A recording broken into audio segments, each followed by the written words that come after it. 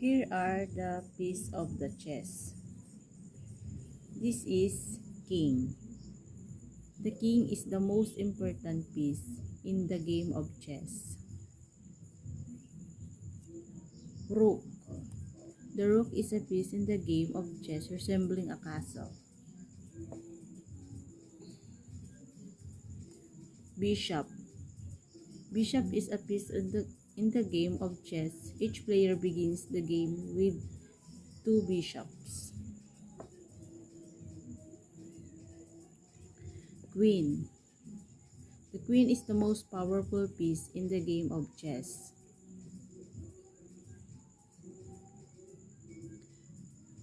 Knight.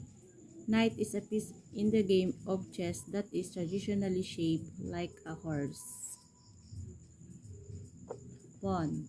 The pawn is the most numerous piece in the game of chess and in most circumstances the weakest. Set up a chessboard. Set up the pawns on the second rank.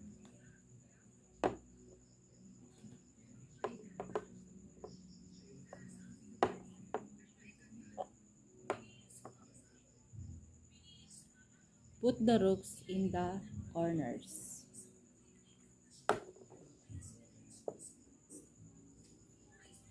Place the knights next to the rooks.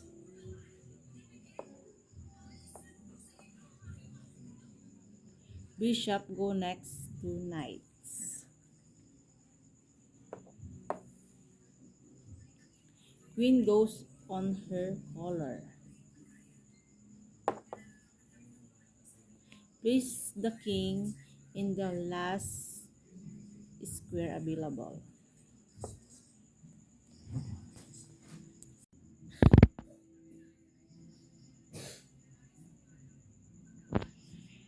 How the chess pieces moves.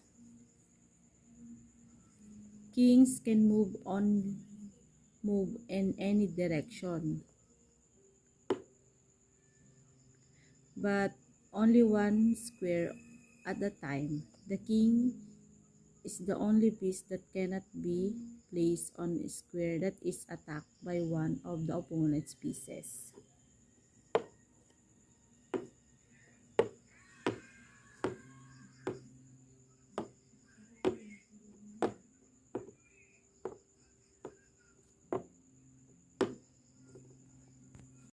Queens can move diagonally, vertically, and horizontally any number of squares.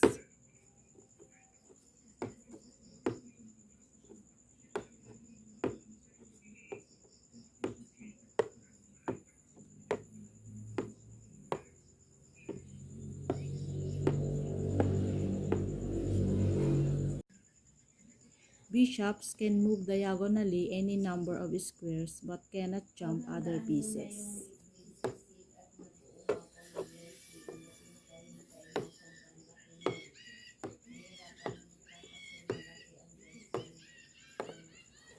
Next is knights.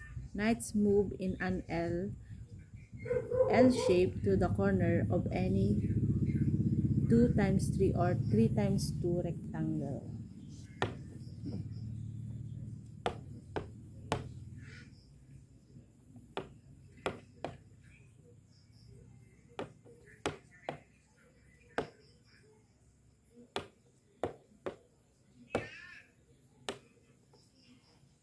Is rooks.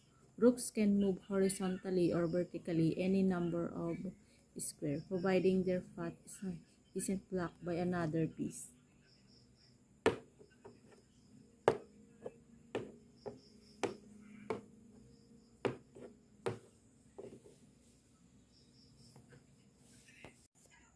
Pawns. Pawns can only move forwards and only one or two squares at a time.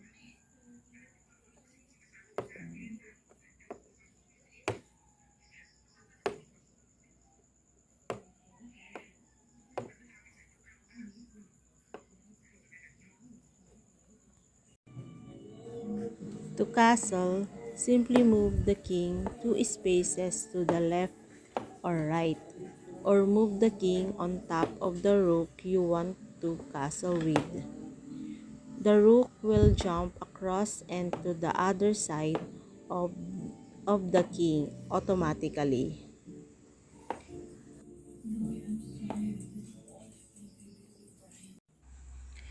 The king and rook have not yet moved in the game.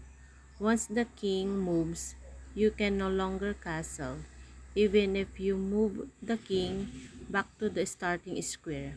Many strategies involve forcing the opponent's king to move just for this reason. All squares between the king and rook are empty. If you move the rook, you can't castle on that side anymore. Both the king and the rook you are castling with can't have moved.